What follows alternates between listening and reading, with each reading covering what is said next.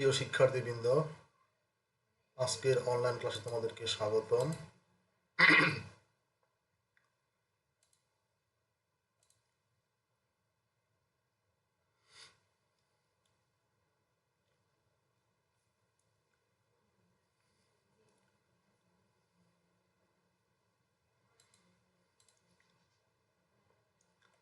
আমি আজকে সপ্তম শ্রেণীর দশম অধ্যায়ের বাংলাদেশ ও বিশ্ব পরিচয় বিষয়ের উপর ক্লাস নেব। এখানে আমরা একটা ছবি দেখতে পাচ্ছি। সেই ছবিটিতে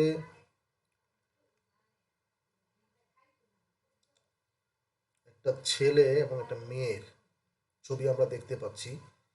এখানে ছেলেটি বর সেজে আছে এবং মেয়েটি কনে সেজে আছে।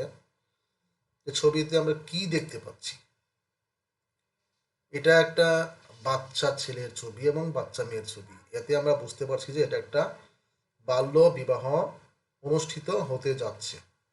সুপ্রিয় শিক্ষার্থীবৃন্দ, আমরা নিশ্চয়ই বুঝতে পারছি যে এটা একটা বাল্য বিবাহর ছবি আমরা এখানে দেখতে পাচ্ছি।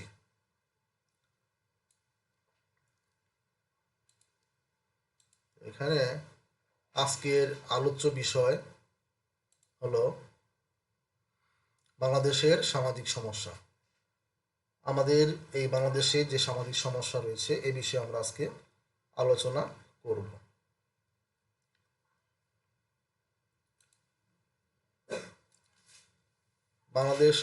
বাংলাদেশের সামাজিক সমস্যার পার্ট 4-এর বাল্যবিবাহের ধারণা ও কারণ।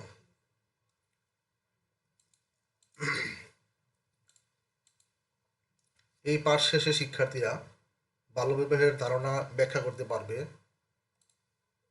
এবং বাল্যবিবাহ নিরোধ আইনের ব্যাখ্যা করতে পারবে।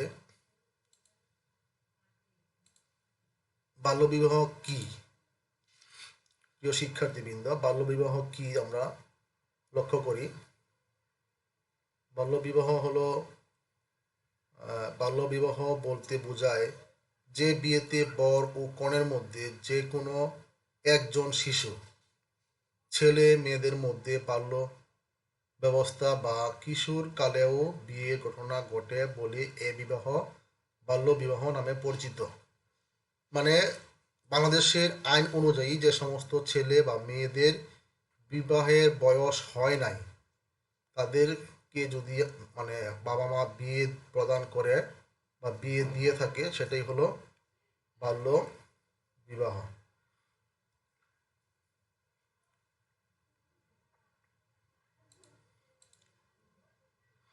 একক কাজ বাল্যবিবাহ কাকে বলে? আমরা পূর্বে জেনেছি যে বাল্যবিবাহ কি। এটা হলো বাল্যবিবাহ কি। এখন আমরা করব একক কাজ হলো বাল্যবিবাহ কাকে বলে। এখানে বাল্যবিবাহ নিরোধ আইন। বাল্যবিবাহ নিরোধ আইনটি কি?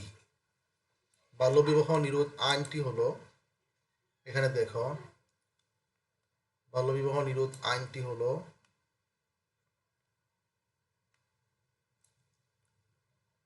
বাল্যবিবাহ নিরোধ আইন 1921 অনুযায়ী শিশু বলতে 18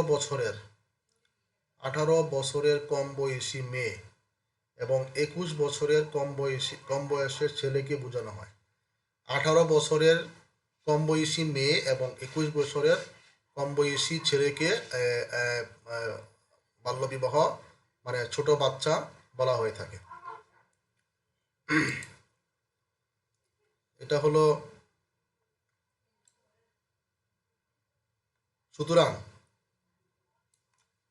সুতরাং যাদের মধ্যে বিয়ে হয় তাদের মধ্যে ছেলের বয়স 21 বছরের কম এবং মেয়ের বয়স যদি 18 বছরের কম, অর্থাৎ বিয়ের জন্য আইন অনুমোদিত বয়সের ক্ষেত্রে উভয়ই যদি কম বয়সী হয় তাহলে সে বিয়েকে বাল্যবিবাহ বলা হয়। শুধু ছেলের বয়স 21 বছরের কম বা শুধু মেয়ের বয়স 18 বছরের কম হলে সে বিয়েও বাল্যবিবাহ বলে গণ্য হবে। তাহলে বাল্যবিবাহ কাকে বলে আমরা বুঝতে পারছি। বাল্যবিবাহ নিরোধ আইন কি কি সেটি আমরা জানতে পেরেছি। এটা হলো বাল্যবিবাহ নিরোধ আইন, যে 18 বছরের কম বয়সী মেয়ে এবং 21 বছরের কম বয়সী ছেলে হলো বাল্যবিবাহ, বয়সের নিচেও তারা হলো মানে প্রাপ্তবয়স্ক নয়, এদেরকে বলা হয় শিশু, এবং এদেরকে বিবাহ প্রদান করলেই বা বিবাহ দিলে সেটা হবে বাল্যবিবাহ।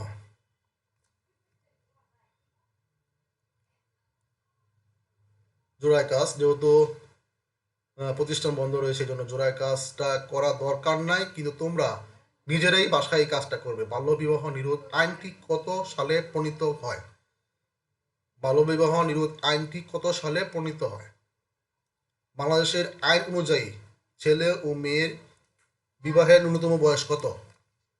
বাংলাদেশের আইন অনুযায়ী ছেলে ও মেয়ের বিবাহের ন্যূনতম বয়স কত? সরি। বাংলাদেশের বাল্যবিবাহের কারণ, বাংলাদেশের বাল্যবিবাহের কারণটি আমরা দেখতে পাচ্ছি এখন। বাল্যবিবাহের কারণ দেখো, একটি বাচ্চা মানে সে গাছের একটি আড়ালে বিবস্ত্র অবস্থায় দাঁড়িয়ে আছে। আরেকটা ছবি আমরা লক্ষ্য করি, এখানে কিছু বাচ্চারা খাদ্যের জন্য মানে বসে আছে এবং খাবার গ্রহণ করছে। এখন বাংলাদেশের বাল্যবিবাহের প্রধান কারণ হচ্ছে দারিদ্র্য। প্রিয় শিক্ষার্থীবৃন্দ, তোমরা লক্ষ্য করো, বাংলাদেশের বাল্যবিবাহের প্রধান কারণ হলো কি? দারিদ্র্য। দরিদ্র পিতা তার কন্যা সন্তানের জীবনযাপনের ব্যয়ভার বহন করতে না পেরে মেয়েকে দ্রুত বিয়ে দেওয়ার সিদ্ধান্ত গ্রহণ করে। এটা হলো প্রধান কারণ। বাল্যবিবাহের প্রধান কারণ হলো এটা। আচ্ছা, তারপর আমরা দেখতে পাচ্ছি বাল্যবিবাহের কারণ, আরেকটা কারণ আমরা দেখতে পাচ্ছি এখানে। আরেকটা কারণ হলো অনেক সময় সামাজিক নিরাপত্তার অভাবে বাল্যবিবাহের প্রবণতা দেখা যায়। অনেক সময় দেখো এখানে যে ছবিটি রয়েছে, প্রিয় শিক্ষার্থীবৃন্দ, ছবির দিকে তাকালে বুঝতে পারবো যে এখানে বাংলাদেশে বাল্যবিবাহের আরেকটা কারণ আছে। দেখো এখানে এখানে দুইটা মেয়ে এবং এখানে কয়েকটা ছেলে রয়েছে, আর এখানে একটা মেয়ে, মেয়েটার গলায় একটা ওড়না পেঁচানো রয়েছে। এখানে দেখি আমরা এখানে কি আছে। এখানে এই যে মেয়ে দুটি রাস্তা দিয়ে যাচ্ছে, কিন্তু মেয়ে দুটির তোমাদের সামাজিক যে নিরাপত্তা রয়েছে, সেই সামাজিক নিরাপত্তার বিধান নাই বলে অনেক ক্ষেত্রে এদেরকে বিয়ে দেওয়ার প্রবণতা দেখা যায়। আচ্ছা, আমরা আরও কারণ দেখতে পাচ্ছি